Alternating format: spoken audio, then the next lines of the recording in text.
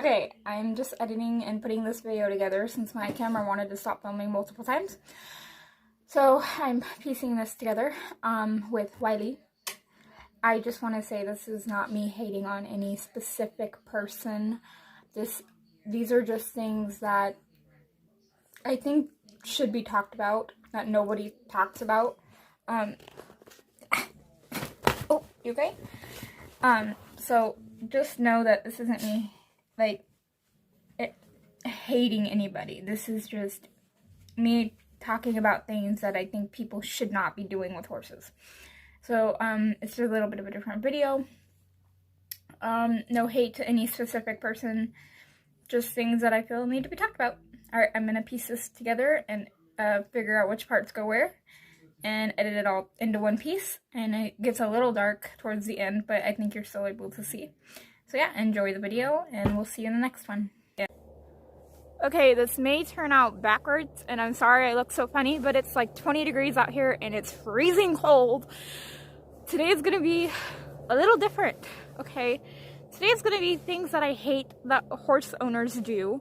I plan on doing the wrapping my horse up in Christmas paper, but we're not having a Christmas this year, so I'm not sure if we even have wrapping paper. We're broke, so let's get on with the video. So, okay, I'm gonna start off with this one because this one really pisses me off. So, I'll use an example. This is, I have a list so I don't forget anything. Forcing a horse onto a new object, or something that they're not used to. And, so what a lot of people do is, for example, trailer loading. A horse will have never been trailer loaded, and they'll just be in a hurry. All of a sudden there's an emergency and the horse is forced onto the trailer, whether it's being chased with whips, or having a rope wrapped around its butt, or the horse getting halfway on and smelling. Instead of backing it off and letting it think about it, they just shut the door on the horse and pretty much slam the horse in there. If you're not going to work with your horse on something, then don't do it. Don't have a horse. I also seen a video where this girl was working with a youngster and her mom was helping her, and the horse had never seen a tarp, from what she said, never been around a tarp, never been on a tarp. And instead of like trying to lunge the horse over the tarp and starting off with the tarp being folded up small, they unfolded it to where it was about half the size, and pretty much had somebody leading the horse and somebody behind it clucking and kind of using another horse to push it forward, and pretty much forcing the horse onto the tarp instead of letting the horse figure it out and figure out that it's not scary, it's not going to hurt them. You guys seen my first videos with Boog on the tire stacks, on the tarp, on the big tire, and how I did that. So yeah, another thing I want to clarify real quick is Boog has a little bit of blood right here. I'm not sure where he got that from. I lifted up the hair and it's just this tiny, no, that's not a grain bucket. It's just a tiny little cut, and I'm not sure how he got it, but it's not like deep or anything. I put a little bit of cream on it. So yeah. The other thing I hate is when why does it keep cutting out? Anyways, I don't hate people who use treats to train horses, but I do hate when they don't correct it when a horse gets pushy. They just, oh, it'll eventually go away. Exactly. It may not go away. All horses are different. So correct them, even if it's just shaking the lead rope or something. You need to correct them so that they don't think it's okay to do. Another thing is knowing that your horse is going to be spicy when you ride them, and you decide that you don't want to do groundwork, but you know you can't handle it when they get spicy because maybe they buck, maybe they rear. You know, all horses act different when they're spicy. Skyla would shake her head. Boog tends to drag and buck, and Rose would rear and buck. So they all act different. And then people want to blame the horse when they get thrown off because they knew the horse was spicy, but they didn't want to do the groundwork with the horse to get the energy out. And then they take it out on the horse when they get dumped. So if you know your horse is spicy and you can't control it, do the groundwork or don't ride. Okay? And another thing is having their back cinch way too loose. Loose enough to where that their leg can get through it. I like to have the back cinch snug, not tight like the front cinch, but snug enough to where it's making contact with the skin, but it's still loose, if that makes sense. And I'll kind of explain that more. I'll explain that more when I get my Western saddle back and do the video on packing up Western. He's still waiting for the string to come in to fix it. Another thing I hate is when people stall their horses 24/7. And what I mean by 24/7 is they don't take them out besides to maybe bathe them or change their sheet, their rug, maybe to clean their stall. Have you guys seen when Boog was on stall rest? He still got out of the stall. You guys seen me? I walked him up and down the pasture or up and down the alleyway in the barn 3 or 4 laps. I did that 3 times a day. I left him tied while I was cleaning the stall and prepping his hay, so he still got to get out.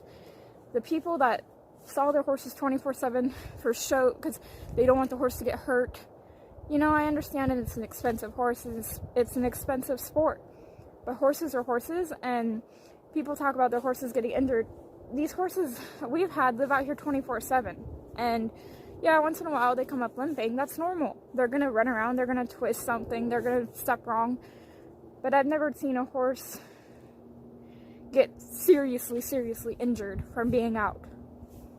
So people that stall their horses 24/7, let me lock you in a room 24/7 and only let you out to go to the bathroom. How would you like it? That's what I thought. Okay.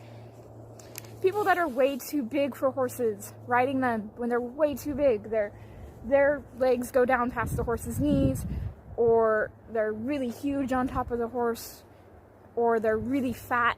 And I don't have anything against fat people, but if you're bigger, you need a bigger horse. So stop riding the smaller horses. You need a bigger boned horse. It's just, horses can carry, including tack, 20% of a person's body weight. So you guys need to do the calculations, have your horses weighed, and figure out whether you're too big or not. Okay, another thing I hate, people always telling the horse, whoa. So, an example, I had Boog just like he is right now, a couple months ago, and his owner came out to see his progress and drop off some hay. And Boog was just standing like he is right now, and his owner's over, whoa, whoa, whoa, easy, easy boy, whoa, just literally like that for like 5 minutes. And Boog's raising his head and getting nervous, and he goes, see, he still needs work. Well, the horse is being calm, and you're freaking out, so of course it's going to make the horse freak out. So stop. If your horse is being calm and quiet, leave him alone. Quit telling him, whoa. Okay. The other thing I hate, there's 2 examples of this. People leading a horse by the bit. Quit doing it. If your horse can't lead right with a bit in, with reins, maybe you shouldn't have him in it. Maybe you should go back to halter training. When people lead a horse, literally by the ring of the bit, what you're doing, I'm not going to do it, but see how I grab it and he picks his head up? What's happening is I'm pulling here, and the other side of the bit is going sideways because I'm putting pressure on this side and pulling. You ever notice when you grab a horse by the bit, as soon as I do it, look what he does with his head. His head goes straight out because the bit is going sideways and pushing on one side and pulling on the other. So it's confusing to the horse because they're getting pressure on one side to go back and one side to go forward. So they're confused, and a lot of horses brace against it, and like he's doing right now, he's chewing with his mouth open because it puts an uneven pressure and it hurts. So then when the horse goes to lead, they're like this, and somebody's walking and pulling and dragging. I don't know how many people I see on the internet grabbing the horse by the ring of the bit, and the bit is going, they don't realize it, but the bit is going to go sideways. And when you lead them, they're going to brace because they've got one piece pushing back and one piece pulling forward, and so they brace, and then you see the person behind holding the ring, dragging the horse like this, like pretty much dragging the horse. So quit doing that. If your horse can't lead on a loose rein with a bit in, don't have him in a bit, don't lead him in a bit. I'll show you what I mean.